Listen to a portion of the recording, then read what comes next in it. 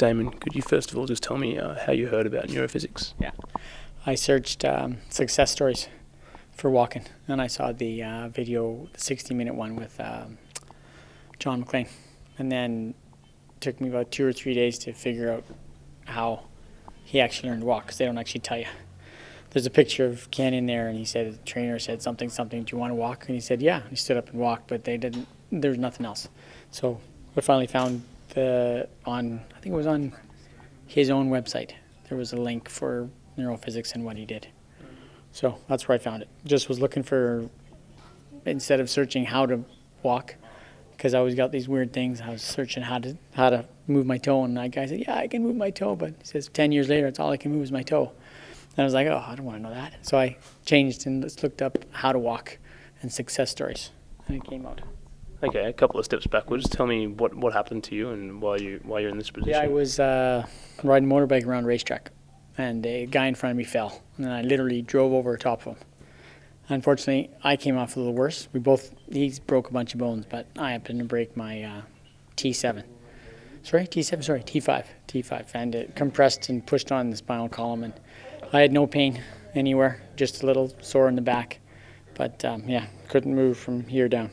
We started with just basic rehab in the hospital and what they were doing, and then after a month or two of that, and actually more feeling coming back but slow, then we started to look at some other ways or other things to do to make it work. And we've done, it was actually after 5 months is when we started to do a lot of different things. And we have an energy thing called prananati, which is similar to Reiki, which is use the universe's energy to fill you up, and then your body heals itself. We've done meditation. I say we because the wife and I have been doing it together most of the time. And then I was looking for something else, and that's kind of when this came along. What sort of things was it about the neurophysics therapy that you researched and found out that made you feel like it was the next step forward in your rehabilitation? The biggest thing was watching John Maclean walk, really, because literally I paid very close attention to my spinal cord, what it looked like, why there's a problem, what it looks like, and it's supposed to be all black. Mine has 2 black circles and mostly white, but they showed the spinal column for what's his name, John there, and it's all white. There's no way he should ever walk. Like, really, there's no way on earth enough signal should get down to make him walk. But you see him in the video and how he does, and I thought, well, if he can do it, I figure I can do it too.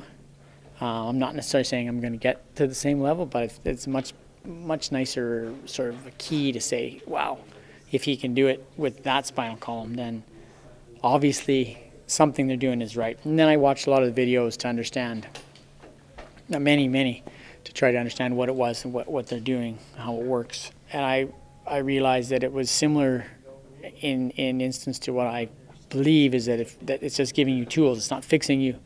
It's giving your body the tool to fix itself. I'm sure that giving your body the tools to find pathways to make your things do a better job of what they can do is what I came to understand through the videos. That it's like just your body finding a better way to do what it already does or used to do, and right now is not doing, which is like right now it's not talking to my legs, but it knows how to. So you just kind of have to reconnect it, and slowly, and then it'll find a way to do it. What sort of things have you noticed, have you improved upon? What sort of things are you doing now? Big change from the beginning. The first day, I mean, like I said, I did have muscles moving already.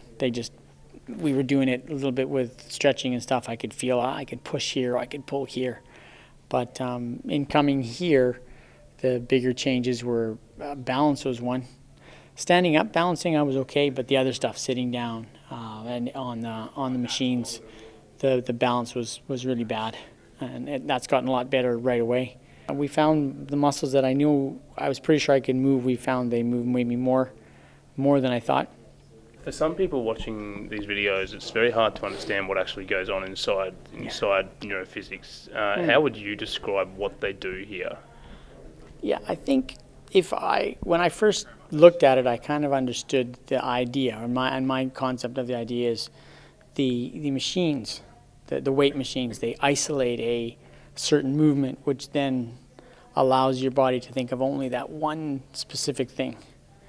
And with that one specific thing, that's when if you find that, wow, it's hard. Why is it hard?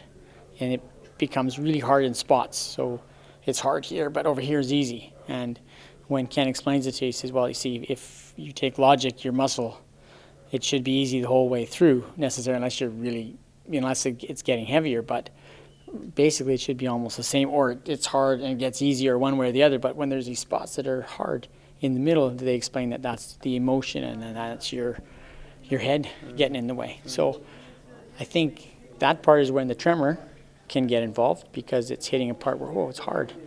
And that's when it all sort of shakes apart. And eventually, if you do it enough and you do it right, you basically, at one stage, it won't be hard anymore because you have no emotional chunk or challenge inside. So the use of specific machines to target specific muscles, which then hit specific emotions and specific crap that you're carrying around, and let it go. At the same time, they build a muscle and they build emotion, but they also allow your head to break it all down so that everything can then fix itself. A lot of people sort of watching this video would be in a similar position to say you were, 2 months ago before you made an inquiry and a reservation to come here. What would you say to somebody in a similar position to you after being here for 2 weeks almost and doing this therapy? What would you suggest now that you've been here and you've done it? Yeah, I'd say they should come and try. I think the people in the chairs, it's easier to say come and try, because it's a big step, it's a big possibility, it's a big maybe. But I think, honestly, almost anybody in now watching and meeting other people here, even people without what you would consider a major problem, still will benefit, because the exercise, the routine is there, like I say, to get rid of those mental blocks, mental challenges, the things you're carrying around, the garbage, and it gets rid of them for you, so you're a more relaxed person, and still doing weights in a positive environment, and then you feel better. I think almost everybody, if you asked, even those that are not special challenges like the wheelchair guys, if you just asked them, they would probably say the same thing. Yeah, everyone should do it. My friend told me I'm supposed to fly here and swim back. That's my job. I'm trying to hold him to it. Good luck. Yeah, thank you.